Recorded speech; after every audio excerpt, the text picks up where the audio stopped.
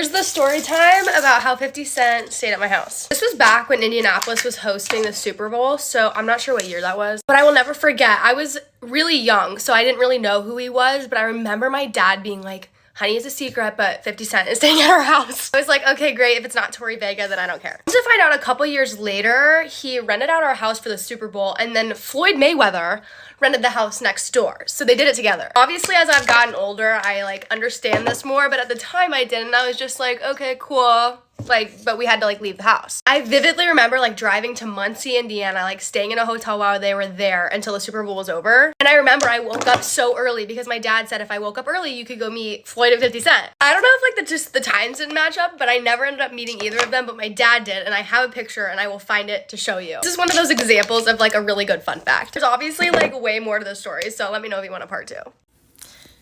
Just had a man leave my house. The audacity of men is so insane to me. Like, I let this man over to my house because he said that he is very dominant. So I was like, yes, daddy, please.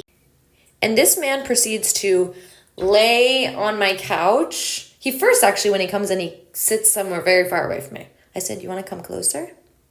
So he comes closer and he proceeds to be on his phone. Oh, most important part, this man is almost 40 years old. He's on his phone the whole time, playing music, whatever. I like try to initiate some things. He just like doesn't respond. I'm like, you want to go to my bed? No, I'm good. Huh? I'm finally like, okay, I think it's time. I'm getting tired. He's like, can we go to your bed? This is like 2 hours later after he's just laying on my couch and I'm reading a book next to him. We go to my bed. He immediately takes off his pants, keeps his underwear on, and just like makes himself at home on my bed.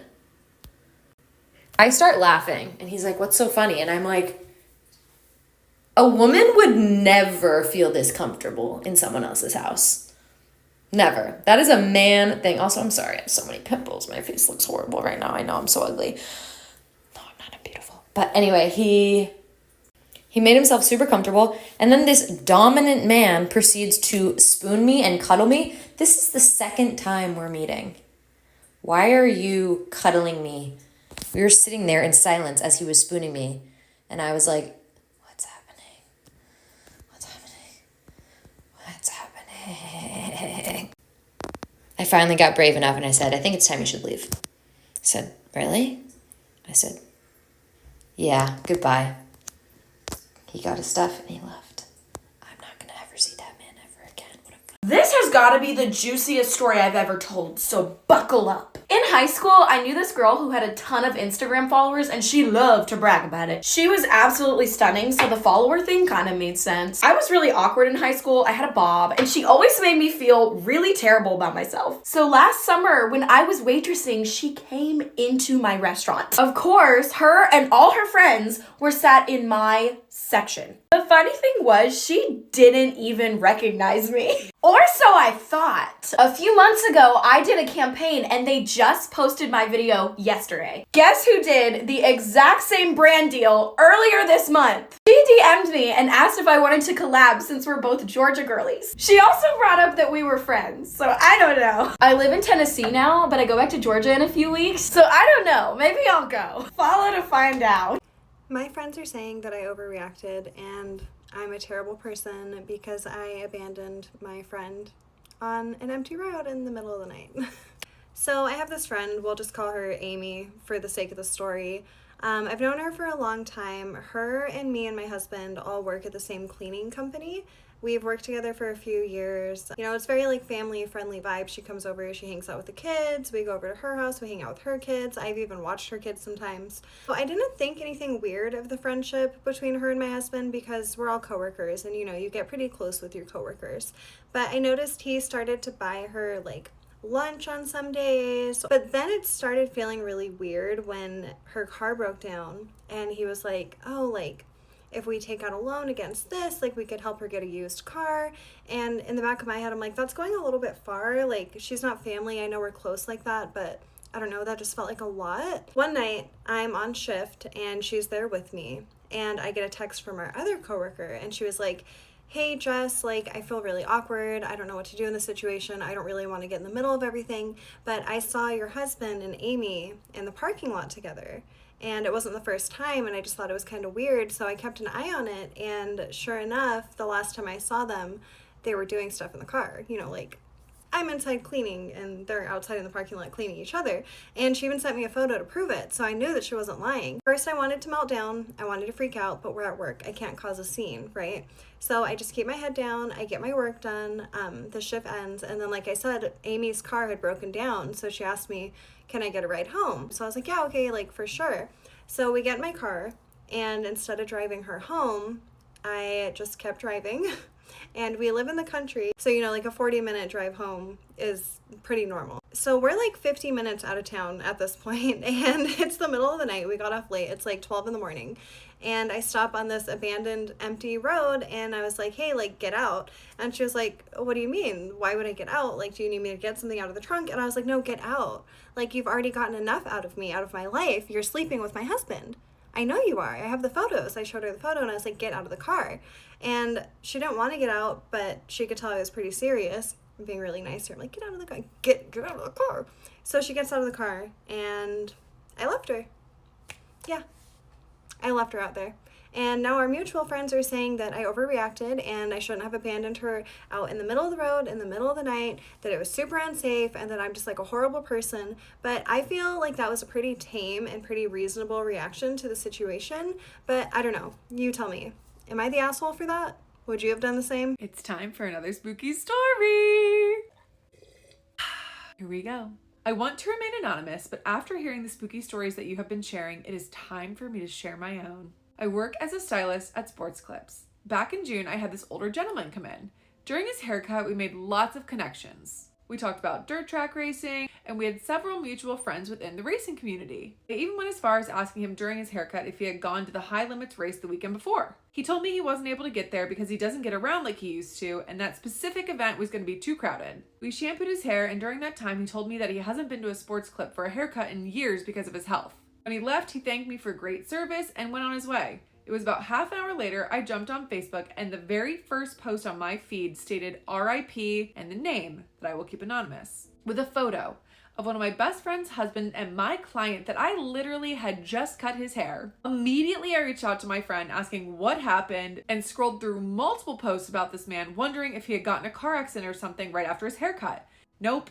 I got a hold of my best friend, and she told me there was no way I cut his hair that day because he had been in hospice, bedridden, for several days and had passed away due to cancer. She then asked me if he was with anyone. I told her no. She sent me several photos of him from races, announcing, photos of him with her husband, old photos, more recent photos, and the photos were definitely the man who was just in my chair. My coworker even confirmed that I wasn't crazy. She saw it too. I then got on the computer at work and pulled up his check-in account. Not only did the name match, but lo and behold, his birthday and address were a match for the man that had just passed away. I sent photos of his account to my friend. I shared with my coworkers. I was mind blown and a little freaked out, and we collectively wondered, did I just cut a ghost's hair? Still to this day, it sits heavy on my heart and my mind. That's crazy! What do you Hey guys, get ready with me for school while I tell you a juicy story about what happened yesterday at school. Well, also, you know how yesterday I was like, yeah, I want to get a good time on my mile? Well, me and my friend just walked the whole, so that didn't really go. Okay, story time about what happened yesterday. So basically, me and my friends had to sit in a new area at lunch, like, not our usual lunch table. And one of my friends saw this, like, thing that, like, on TikTok that, like, you fill up a Ziploc bag with, like, air, and then you, like, stick something in it, and then you go like that, and it, like, shoots out really far. So obviously we wanted to try that, but we did it with a watermelon. So when we did it with a watermelon, it, like, hit this guy, and then he's like, oh, they hit me with a watermelon, but it was, like, a joke. And then we did it again, and we aimed it to, like, the wood chips area, but it went so far, it went, like, 20 feet. So it was crazy. And then we hear the TA going like, girls, no, this is, like, unacceptable. You already did this, like, 2 times, and now you're doing it again. And we're like, bro.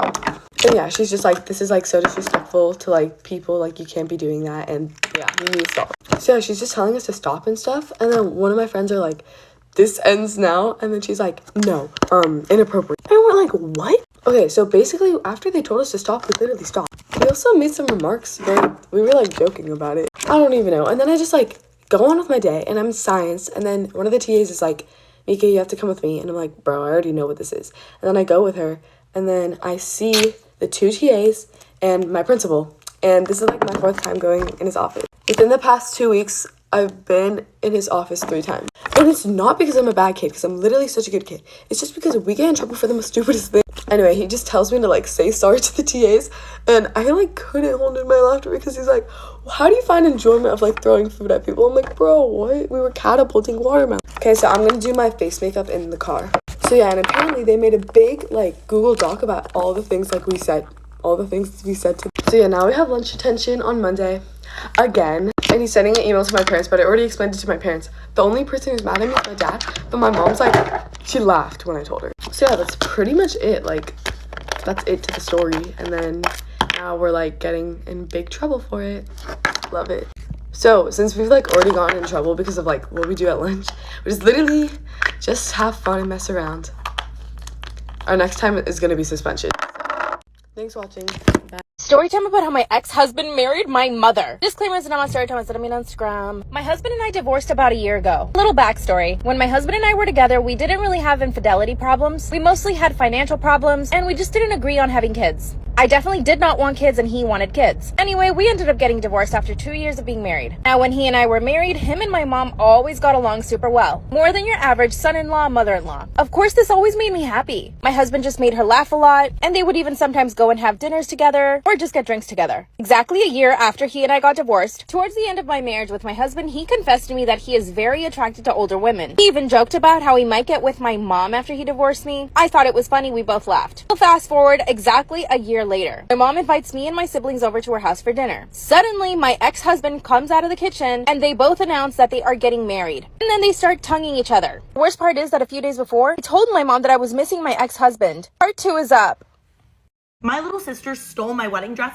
Not the style, not the idea, the actual physical dress. And somehow, my entire family thinks I should be apologizing to her. My little sister, let's call her Ava, is 2 years younger than me, and she's the definition of a spoiled brat. She was the golden child growing up. She would completely fail a test in high school, and my parents would be calling the school saying the teacher had something against her. If I got a B, I would be grounded. I would lose all my privileges. Ava could do no wrong in my parents' eyes, no matter how bad her actions were. And over time, that just kind of caused her to become a terrible person. I hate to say it because she's my sister, but the girl's not nice. When my fiance proposed, I was over the moon and wanted to start planning the wedding immediately. I had been thinking about my wedding since I was a little girl, so I was so excited. And after months of searching and trying on so many dresses, I finally found my dream dress. Everyone was crying when I put it on. I was crying, my mom was crying, my friends were crying. Ava wasn't crying because she wasn't there. She refused to go to any of my dress appointments with me because they weren't going to be about her. That's why. She didn't want to do anything that was going to be about me. So yeah, she didn't go to any of them, which I was actually happy about because I knew if she did go, she was just going to act up. A few weeks ago, we had family dinner, and like usual, it was all about Ava. Ava was just talking about herself constantly, but for this specific family dinner, the topic of conversation was Ava's recent breakup with her boyfriend. And this breakup was the only thing we were allowed to talk about. If anyone tried changing the subject, she would be like, I'm actually not done talking about this. And normally, okay, that would be fine. She's going through a hard time, but that's how it is at any dinner. No matter what's going on in her life, good or bad, it's the only thing we're allowed to talk about. And shockingly, Ava asked me a question about myself. She said, Mom was telling me that you're picking up your wedding dress next week, and I realized that I've never seen a photo of it. Mom keeps talking about how pretty it is, and I just can't imagine it's that special, so I want to see a photo. Not the nicest way for her to ask me to see a photo of my dress, but at least she was interested. So I pull up a picture on my phone to show her, and immediately when she sees it, I know the look on her face because I know my sister. It's jealousy. She hates when I have something that she wants, and the fact that I have this dress and she didn't, even though it's a wedding dress, she wasn't happy about it. Her reaction, because she can't be nice about anything ever, is, wow, it's kind of a lot, don't you think? Like, just might be too much. I said, if I'm ever going to be wearing a dress that's a lot, it should be on my wedding day. I just ignore the comment because that's how she is. She just wants to upset me because she's jealous. So I ignore it. I go on with the rest of dinner and I act like it's totally fine because really it didn't bother me that much. I'm used to it. So a week later, it is finally the day that I am scheduled to pick up my dress from the bridal boutique, and I am so excited. I get there, I give them my name and my information, they look me up in the system, and the girl is just super confused. I was like, what's wrong? She said, well, it says here that somebody already picked up your dress. And immediately I just felt a pit forming in my stomach. I was like, does it say who? picked up my dress? She said, yeah, the note here says that your sister picked up your dress. I'm sorry, what? And at this point, I don't even have time to argue with the bridal boutique about why they would just give somebody my dress who was not authorized to pick it up. I immediately get in my car. I'm calling Ava over and over. She's not picking up. So I just drive right to her apartment. I finally get to Ava's apartment. I'm banging on the door and she answers like she doesn't have a care in the world. She's like, hey, what are you doing here? I'm like, actually kind of busy. So if you could just come back later, that'd be great. I ignore her and I just barge right in her apartment and I'm immediately looking around trying to find my wedding dress, seeing if it's there. And yeah, it was right on her bed, just out in full display. I immediately start going off on her. I'm like, why would you do that? You stole my dress. That's actually insane of you. She was like, what do you mean? I didn't steal it. It's right here. I just wanted to try it on. What do you mean try it on? You wanted to try on my wedding dress, so you went to the bridal boutique and you stole it. You took it without my permission to take it back to your apartment and try it on. That's not normal. That is not a normal thing to do. Then she says something crazier. She says, well, I just wanted to see if it would look better on me. What? You want to see if my wedding dress would look better on you? I was like, what do you even mean by that? She's like, yeah, well, obviously when I altered it to fit my body, it looked way better on me than it looked on you in those photos.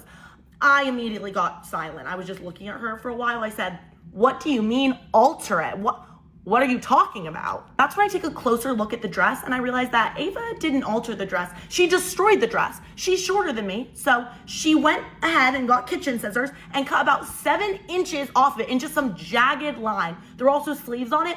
Cut those off. Cut it into a different neckline. She also, I guess it wasn't fitting her body right. So she took a stapler and was stapling the sides to fit her.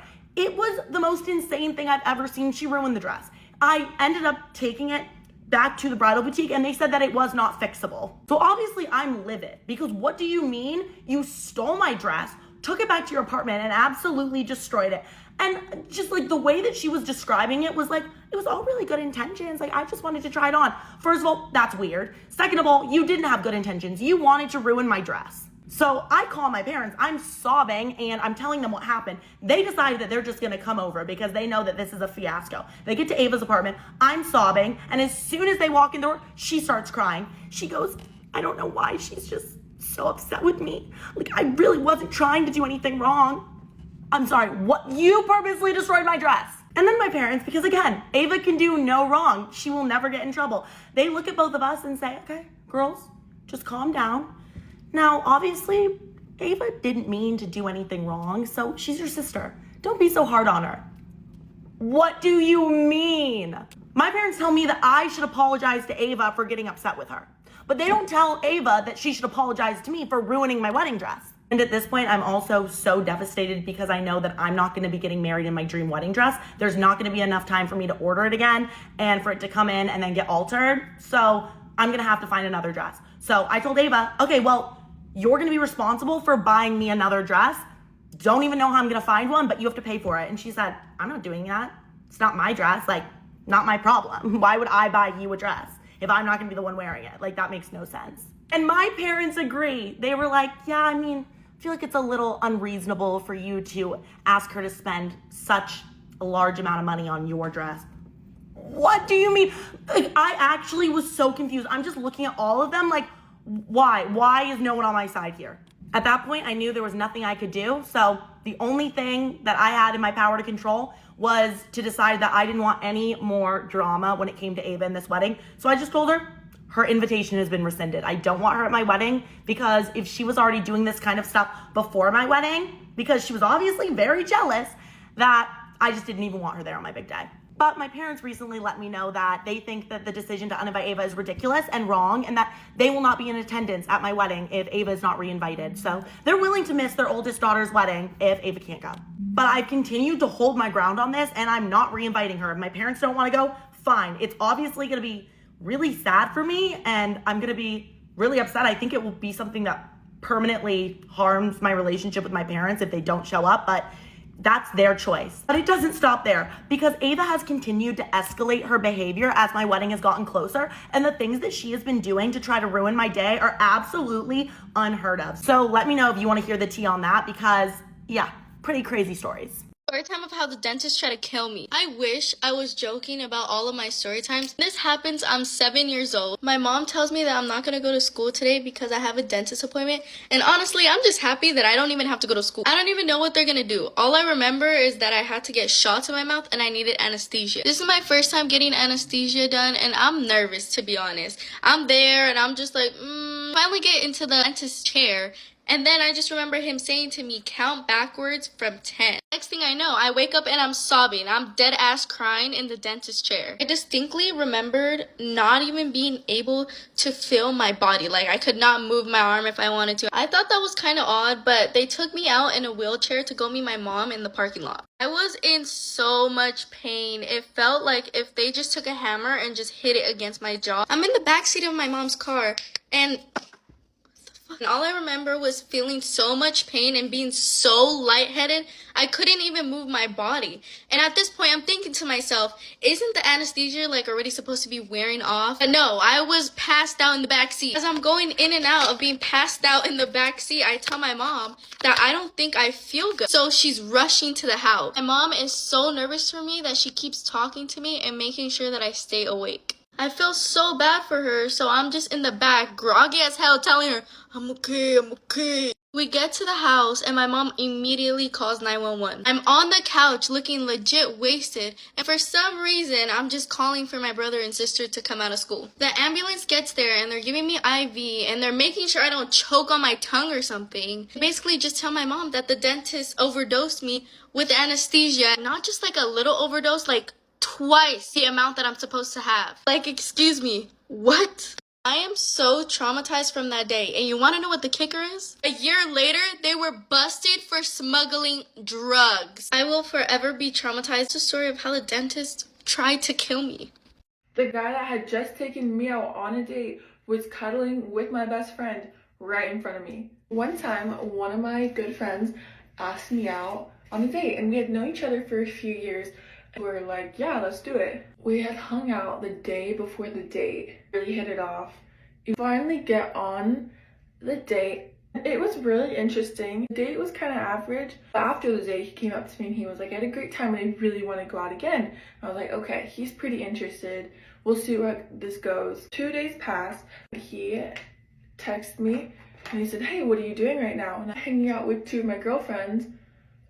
Why? And he was like, well, like, you guys all want to hang out. I have some guy friends I'm hanging out with. Let's just make it a group thing. We invite them over to our apartment, and immediately I can tell that something's off. He's being super weird. He's not really talking to me. We had just gone on a date 2 days ago. We put on a movie, and he doesn't sit next to me. So we're watching the movie. He sat down next to my other friend. 15 minutes passed, and I look back over at them, and he is cuddling her in the corner, holding her hand. The guy that had just taken me out on a date was cuddling with my best friend right in front of me. What is going on? I look over at my other friend and she looks at me so confused. She's like, just kick him out. So disrespectful. I say, hey, I'm getting tired. I'm gonna turn off the movie and you guys have to go. I leave. 5 minutes later, that guy texted me and said, something wrong. I felt like the vibe was off and I just wanted to make sure that we're all good. Vibe was off. Vibe was off, he said. Yeah, the vibe was off. I can't also comprehend how boys are so incredibly stupid. And what the heck? Why? How do you take a girl out and then 2 days later come cuddle with her best friend right in front of you? Anyways, cheers. I hope it doesn't happen to you. I feel like my first brush with addiction was chewing on a Squinky. I would eat them right the fuck up. Squinkies were not safe around me. Until one day, I low-key choked on a Squinky. And my mom always yelled at me every time I would be chewing on a Squinky. She's like, you're gonna choke on it. And I'm like, no, I'm fine. Like, I'm a professional Squinky chewer. Like, it's fine, girl. Like, you're being dramatic. And so one of them got lodged into the back of my freaking throat. And I didn't want to tell my mom because I was like, oh my God, she's in the next room over. But, like, I'm suffocating. Like, I couldn't breathe. Somehow, I managed to cough it up. And that was like my first brush with death. I was like, oh, I don't even know how old I was. I was young. After that, my Squinky chewing days were over. But like nothing's ever given me the same feeling as when I was chewing on Squinkies. And so I'm like, maybe that's why I started vaping. Was it the vape companies marketing their product to children? No, it was me trying to chase the same dopamine I felt while chewing a Squinky. I really do blame them for my former vape addiction. Like, please. Either way, I quit them both, so... And I get the question a lot, like, how did you quit vaping? I literally just woke up one day and decided to stop. Like, when I had tried to actually quit vaping before 100 billion times, it never worked until I actually, like, woke up and I was like, okay, I'm not doing this. And then I didn't vape for like a year, and then I relapsed because I don't even, long story, I can tell you another time. But then I had this really bad panic attack, and I was convinced that it was from my vape and my lungs collapsing. So about, like, I don't even know, it was like a year ago now, I like quit again, like for good. I had literally just bought a brand new Miami Mint Elf bar, so y'all know I was serious. I threw that bitch away. That being said, you see me on a night out smoking a drunk cigarette, you better mind your fucking business, okay? Because this is not the same. I fully waited like months after I quit to ever like hit anything ever again, because, you know, the nicotine receptors in your brain go like crazy when you're drunk. And so finally I like got to a point where I was no longer addicted, and I was like, bless, slay. And so I hit one like once when I went out, and I was fine. So every once in a while I'll allow myself a drunk cig like a couple times a year, but that's pretty much it. Like I got past my squinky and my nicotine addiction. Do I condone that for everyone? Absolutely fucking not. Just do what works for you. I don't know. Oh, another thing that helped a lot was chewing gum. Like, I was constantly chewing a lot of gum when I was going through withdrawal, and it did help a lot. Also, there is no such thing as like weaning yourself off of it. You gotta quit cold turkey or you're not quitting at all. Like, I'm sorry. Like, it's cold turkey or nothing. Nothing else will work. Sorry. Anyways, don't chew on a squinky. It's a safety hazard. Love you. Story time. Let me tell you about the time I went on a date with a guy and his card got declined, so the employee had to pay for it. Girl, okay, so it was my first time on a date with him. We went to the movie theaters. Before we went to the movie theaters, we went to the gas station right across, and he got me some snacks, whatever, and I got these gummy worms, okay? Remember that. So I got the gummy worms. We get to the movie theater, and when we walk in, he's like, oh, actually, do you want something? I'm like, yeah, sure. So I'm like, can I get a water? Because I was a little bit parched. So we get a water, and he's like, can I get a water? Could I get a slushie? And could I get a popcorn? The total was like $13, $14, and he goes to pay, and when he goes to pay, it says, declined, and the guy's like, oh man, your card declined. And then he's like, what? That's weird. And he goes and he tries again, declined. I was like, ooh, okay, hold on, because we might have a little bit of an issue. So he goes to try again, and he goes, does that little number, right? It still don't work. I'm like, baby, you got no money on your card. I'm like, as a matter of fact, I'm not really thirsty anymore. Y'all are probably gonna hate on me, and you're like, girl, why didn't you overpay? I'm sorry, that thought did not even cross my mind. I'm gonna be serious. So after 3-4 attempts, the employee's like, I got it, man, I got it. Because he's like, damn, this boy don't got it. And he's like, I got it, man, I got it. He's like, no, man. Are you sure? Boy, you know damn well you having to pay for it. Don't play with me. So the employee pulls out his wallet, and he gets out a 10 and like maybe a few ones, and he puts it in the cash register. I'm like, oh my God. Is anybody seeing this right now? Are they looking on the cameras? So boom, we get our stuff, okay? We walk to the movie theater. As we're walking there, he's like, I don't know what's wrong. Like, that's kind of weird. I was like, okay, it's all right. And so we get into the movie theaters, and I'm watching the movie, and I'm eating my little gummy worms, and I feel him staring at me like he's literally burning a hole into my head. You guys ever had a guy do that before? Like, I hate it. So girl, I finally turn to him, and I'm like, that. And he's like, I'm like, what the fuck is And he goes, girl, I was so thrown off by that. I was like, what? And he's like, let me have one of your worms. I'm like, okay, here. And I give him one. He's like, no, put it in your mouth. I'm like, little freaky dink shit, okay? Don't judge me, okay? I actually tried it. So I put it in my mouth, and I go like that, and I give it to him. Girl, he starts tugging. He goes, and you can see his facial expression change. Like, damn, girl, let it go. And I was like, oh. Girl, I forgot to let go. I was chomping on that thing for dear life. I was like, I did not want to let go. I was like, let's play tug of war. I guess he was trying to be sexy, because he goes and he looks at me, and he has it halfway out of his mouth, and he's like, don't you play with me right now. Don't you play. I will walk out of this movie theater. Like, tell me you wouldn't be put off by that. I was not being mean, okay? But he tries kissing me, and I was just like, I'm not into it. If I kiss you, it's gonna be like in turn, because I didn't want nothing to do with that. I was so thrown off. I mean, that was the end of that. We finished the movie. He took me home. It was a good little time, whatever, because I've had worse dates, girl. Believe me, that's not even top 3. It wasn't even a bad date. I'm not gonna lie. Like, he was kind of sweet, but he just threw me off. I was like, you're not for me. Sorry.